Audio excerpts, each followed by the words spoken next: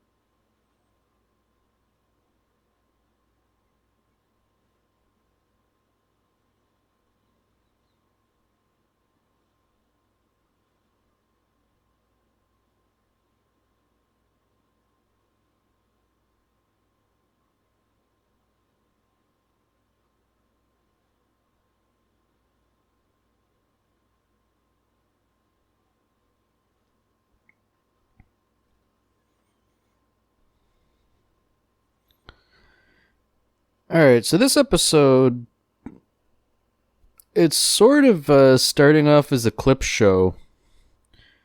We're looking back at what I believe is the third angel from the first two episodes that Shinji fought.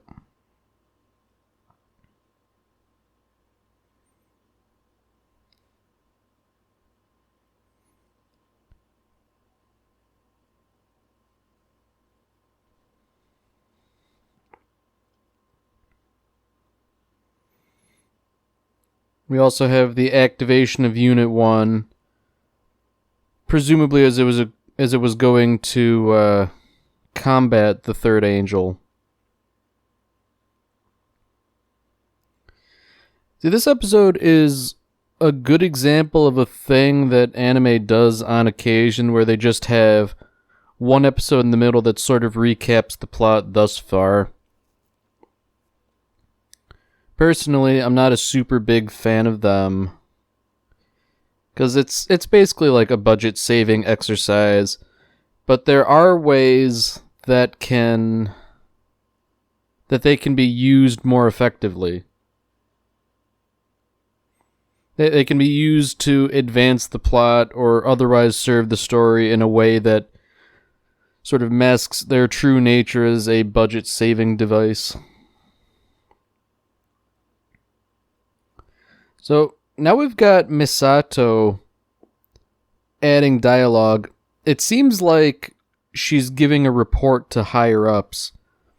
So it seems like this sequence here, in addition to being a recap for the audience, could be a recap in-universe, as Misato is forced to report to higher-ups.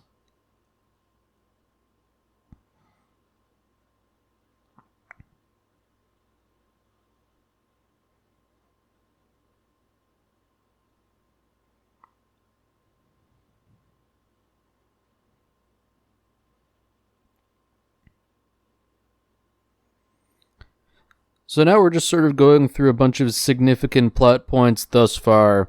The third angel, Toji's first couple encounters with Shinji, particularly the ones where he beat him. The fourth angel.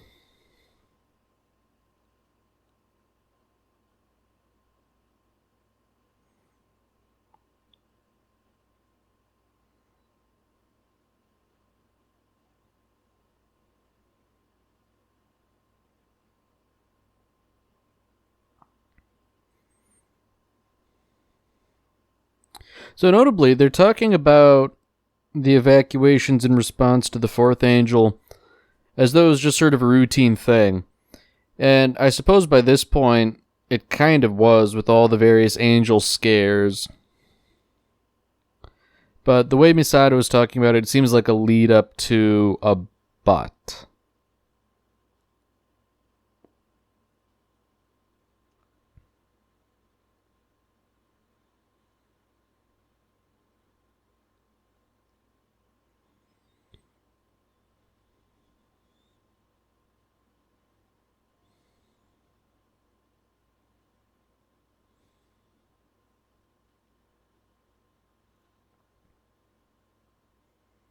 So now we move on to the fifth angel.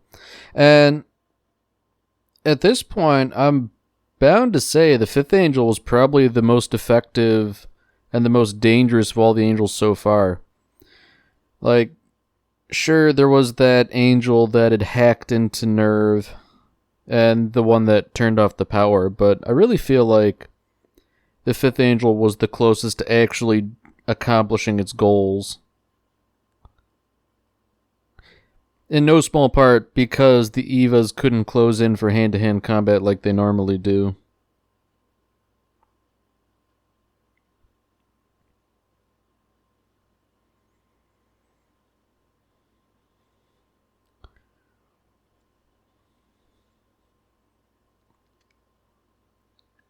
So interestingly, we're getting a little dialogue from Kensuke here, specifically regarding the fifth angel encounter. And he's sort of talking about how,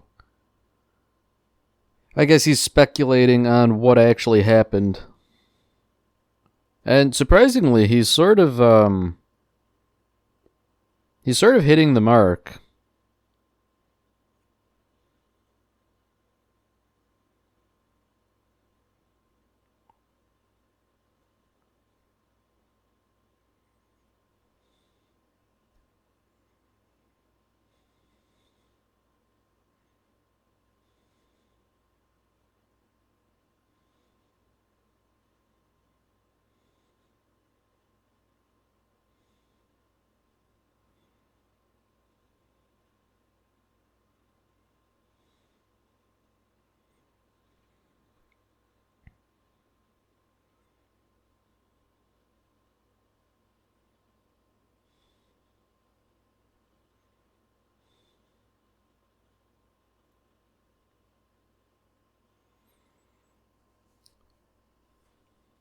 They're just treated to a quick slideshow of the various scenes when Asuka was first introduced and her fight with the angel. I find it interesting that they were able to defeat that angel with conventional weapons, although that was likely due to its AT field being disrupted by having the Eva's, or rather the Eva Unit 2 sitting right in its mouth. So it would have been close enough to be effective, I guess.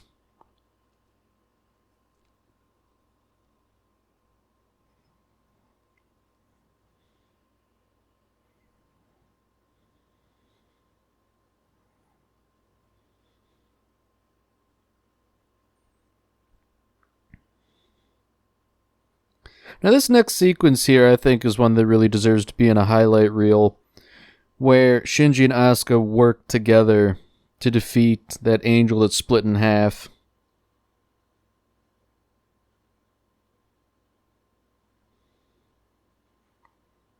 I think that was a really nicely animated sequence, showing the two of them in perfect synchronicity.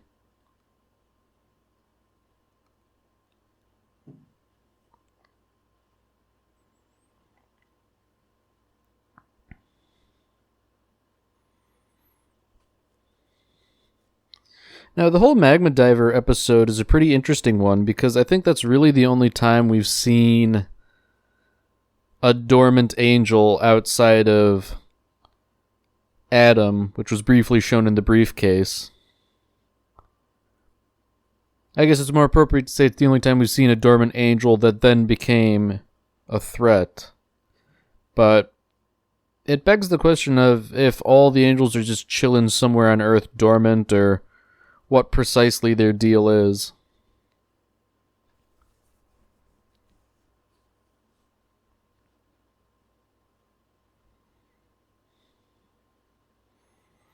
So now we're venturing to the part of the story where all three pilots begin to start working together and doing so fairly effectively with that angel that resembles the aliens from War of the Worlds.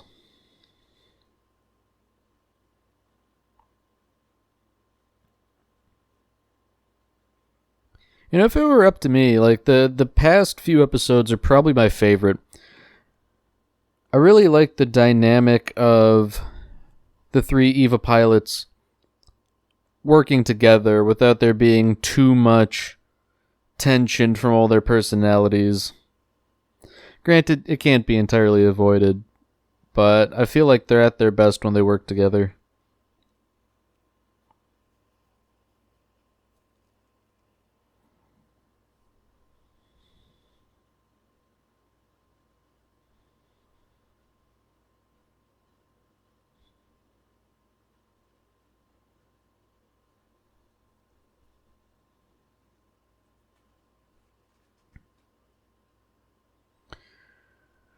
So now we're at a council meeting where the other members are presumably ripping Gendo a new one.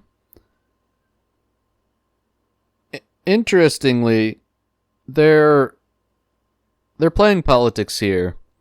The other council members had already predicted an angel invasion within Nerve, and Gendo denying that it happened at all is sort of vexing them.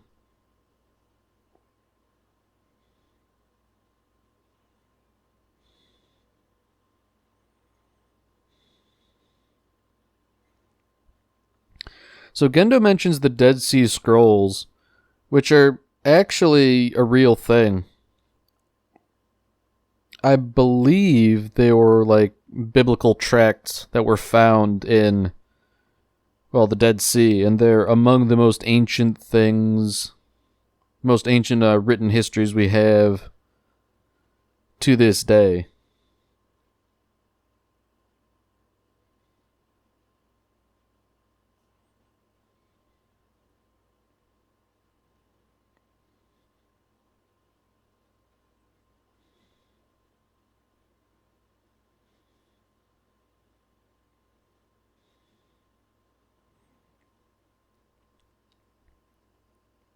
So now we have Rei talking, and she's sort of musing about nature.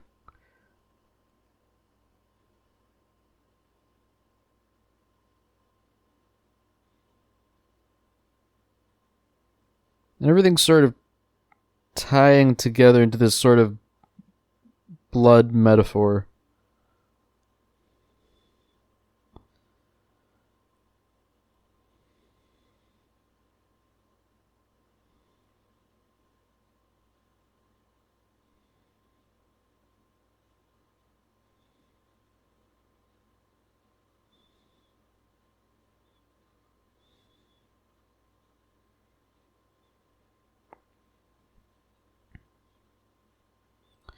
Rei's getting very philosophical about the nature of existence here, specifically her own existence. And to be fair, it's not like there aren't a couple lingering questions about that, considering just how strange she is. Notably, I think at this point she is still the only character that doesn't have a natural hair color.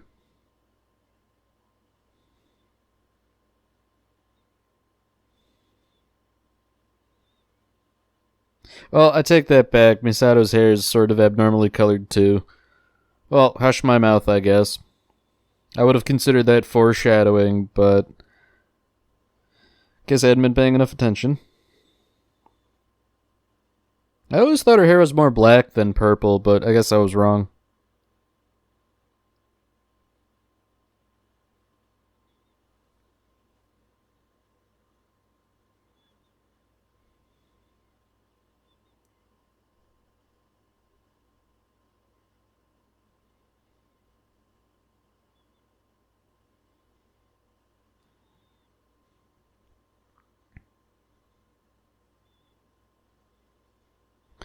So, interestingly, Rei is being inserted into Unit 1 as a test Similar to when she was doing all that testing with Unit Zero. She's in the same sort of armored white room.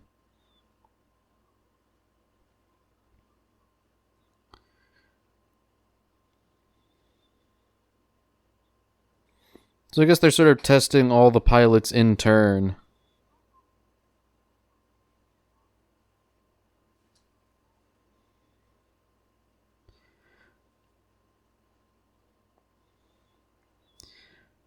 So they've got Shinji in Unit Zero now. I guess they're sort of swapping everyone around except Asuka.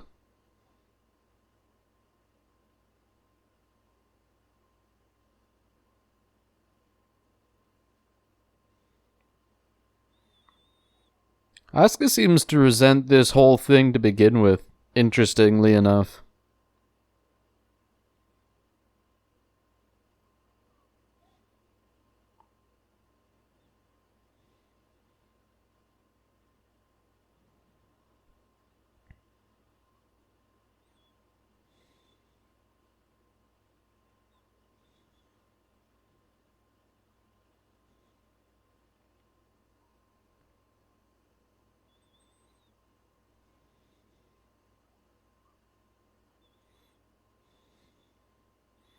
So interestingly, Shinji is also capable of piloting Unit Zero.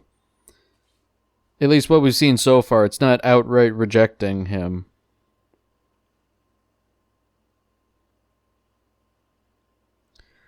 Of course, the sync ratio, according to Ritsuko, is lesser than what Shinji can achieve in Unit 1.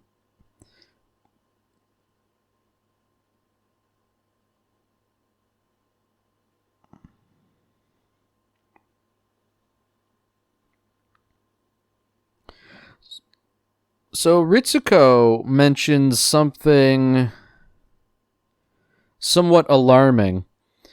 There's talk about a dummy system and further developing it. Some of the technicians display hesitancy, but Ritsuko says it's something that needs to be done essentially for the sake of humanity. And talk like that normally precedes doing something morally questionable.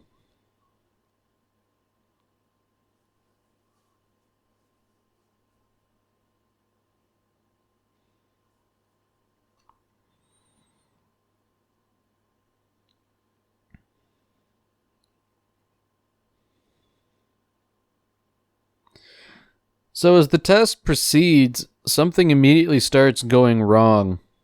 Shinji declares that he feels like something's trying to get into his brain, and there's this montage of various snips of Rei.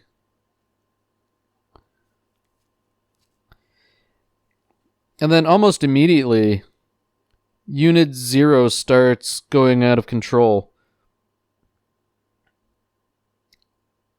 It's sort of reminiscent of when Rei was in that test that ended up getting Gendo's hands burned. It's pulling free of its restraints in the wall, and it's sort of clutching at its own head.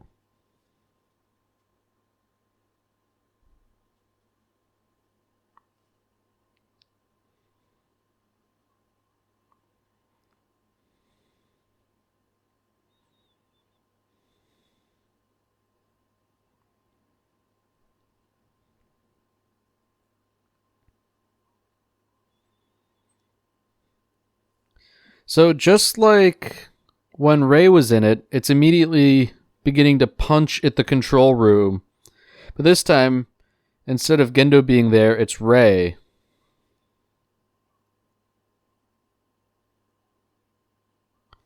I guess before Unit Zero can do any really lasting harm, it runs out of auxiliary power.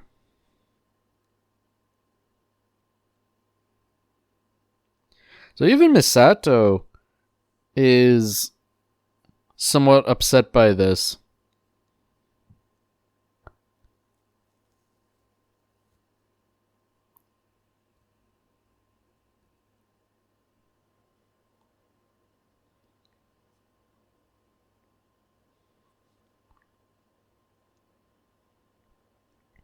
So there's a little bit of static between Ritsuko and Misato. And Misato sort of pulls rank on her, saying, you gotta fix this ASAP.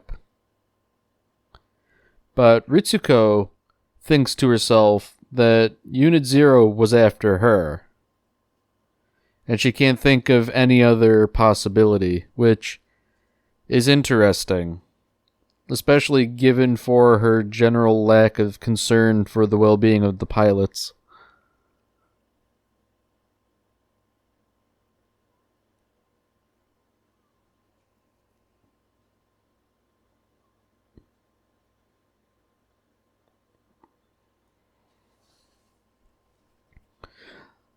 So after the mishap with Unit Zero, Shinji ends up fine.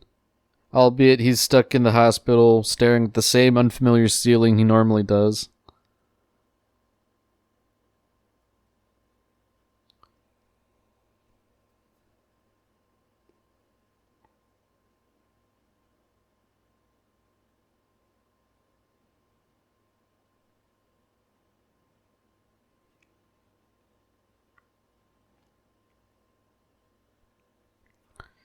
So now Gendo and Futsuki are talking about how the council found out about the Angels' invasion and how this deviates from their schedule.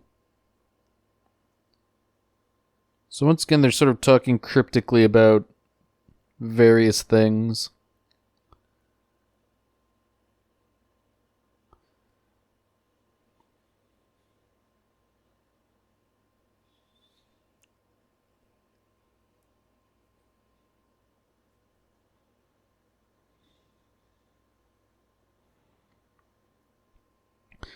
They begin bringing up all sorts of esoteric terms and how things are only 2% behind schedule or proceeding as normal. They mention the Lance of Longinus, which was the weapon used to determine that Jesus Christ was dead on the cross. And then they mention that Rey has the lance. And the last thing we see is a quick shot of her in Unit Zero with this gigantic spear or lance. I guess it depends on the translation.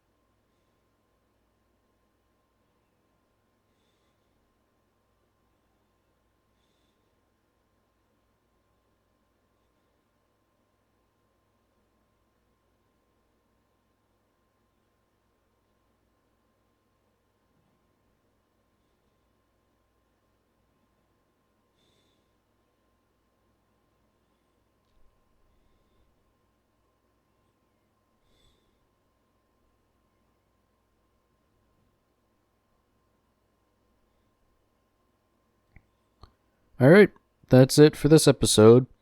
If you've enjoyed it, then by all means, tune in for the next one.